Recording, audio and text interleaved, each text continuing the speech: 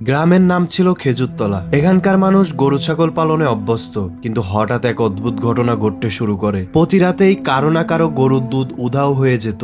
সকালে গরুর থান শুকনো, অথচ কোনো দুধই দোয়ানো হয়নি। প্রথমে ভাবা হলো কেউ চুরি করছে।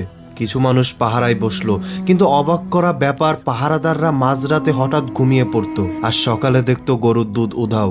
একদিন গ্রামের সবচেয়ে সাহসী যুবক সোহেল সিদ্ধান্ত নেয় সে নিজেই দেখবে কি হচ্ছে। সে রাতভর জেগে পাহারা দিতে থাকে গরুর গোয়ালের সামনে। হঠাৎ গভীর রাতে প্রচন্ড ঠান্ডা বাতাস বইতে থাকে, যেন বরফের স্পর্শ।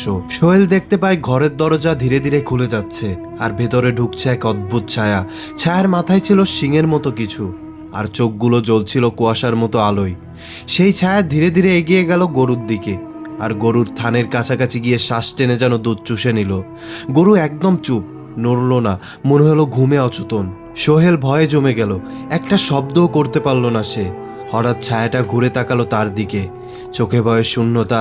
তারপর ছায়াটা ধীরে ধীরে হাওয়ায় মিলিয়ে গেল। পরদিন সোহেল জ্বরে আক্রান্ত হলো। সে শুধু বলতে পারলো, ওটা মানুষ না, ওটা দুধের গন্ধে আসে। এরপর থেকে গ্রামের লোকেরা রাতে গরুর গায়ে লাল সুতো বেঁধে রাখে আর গোয়ালের দরজায় লেবু লঙ্কা ঝুলিয়ে দেয়। তারপর থেকে আস্তে আস্তে এই সমস্যার সমাধান হতে থাকে।